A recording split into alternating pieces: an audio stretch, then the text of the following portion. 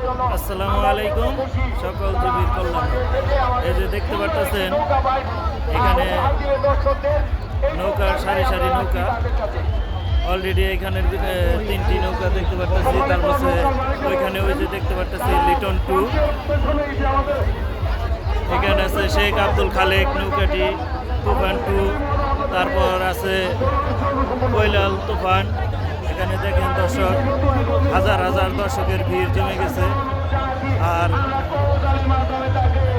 খুবই গ্রাম বাংলার ঐতিহ্যবাহী নৌকা বাইচ উপলক্ষে হাজার হাজার মানুষ এখানে দেখেন দর্শক ভিড় করতেছে।